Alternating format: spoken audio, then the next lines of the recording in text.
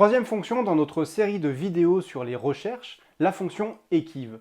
Cette fonction, elle va nous permettre d'automatiser certaines choses quand on l'associe à la recherche V. Vous allez voir qu'elle est assez facile à utiliser et elle va nous permettre d'automatiser beaucoup de choses. On se retrouve tout de suite sur l'ordinateur pour en discuter.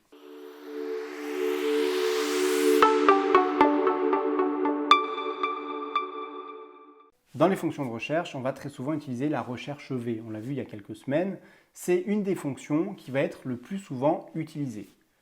Le seul souci avec ces fonctions recherche V, c'est qu'on a souvent un argument qu'on écrit à la main.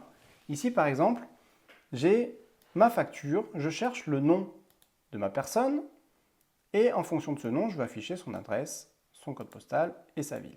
Je change l'adresse. Ici, j'ai déjà fait des recherches V pour récupérer ces différentes informations. Juste, on refait un tout petit point sur la recherche V. Je recherche ce que j'ai dans F3, donc le nom de ma personne. Dans mon tableau de liste client, c'est celui-ci, donc il va chercher dans la première colonne. Et je vais récupérer la donnée qui est sur la deuxième colonne, l'adresse. Le code postal, c'est exactement la même chose, sauf que c'est sur la troisième colonne. Et la ville, c'est sur la quatrième colonne. Aujourd'hui, on va voir la fonction Equiv qui va nous permettre d'automatiser ce numéro index colonne. Vous voyez ici, la fonction est tout le temps la même, sauf que manuellement, ici j'ai 2, puis 3, puis 4. La fonction Equiv, elle va nous permettre de renvoyer la position d'une valeur dans une plage de données. Autrement dit, je vais essayer de rechercher l'adresse dans ma plage, ici, de mes plages des en-têtes, pour récupérer le numéro 2. Regardez, je fais égal Equiv et j'ai trois arguments. J'ai une valeur recherchée, un tableau de recherche et un type qui va me permettre de faire une correspondance exacte ou approximative, un petit peu comme les recherches V. Donc je veux chercher mon adresse, qui est ici, point virgule. Où est-ce que je veux la chercher? Je veux la chercher dans mes en-têtes qui sont ici. Alors là, je l'ai défini comme une plage de tableaux. Donc il me met le tableau liste client et entre crochets, il me met les en-têtes. Il va regarder dans les en-têtes de liste client. Point virgule.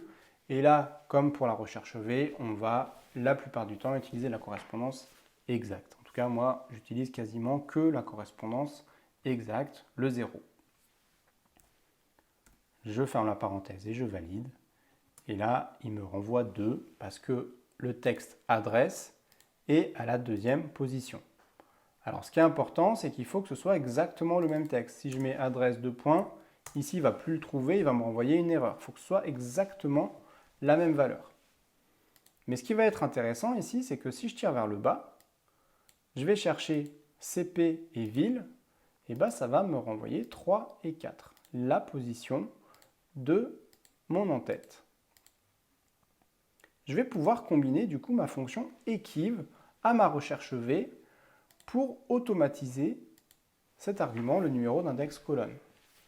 À la place du 2, je vais faire le Equiv, la formule que je viens de créer là. Je vais la refaire. Je vais rechercher mon adresse dans mes en-têtes avec une correspondance exacte. Et je ferme ma parenthèse. Donc vous voyez, le Equiv, c'est tout l'argument numéro index colonne de ma recherche V. Et grâce à ça, je vais pouvoir la tirer vers le bas, cette formule, et les données vont suivre. Et en plus, si jamais demain, j'ai envie de changer l'ordre de mes informations, je mets CP ici, et adresse, et vous voyez que les informations suivent l'ordre que je donne. Voilà, j'espère que ce tutoriel vous aura été utile. N'hésitez pas, comme d'habitude, à utiliser l'espace commentaire pour me faire part de vos suggestions pour de prochains tutoriels. Je vous dis à très bientôt pour de nouveaux tutos.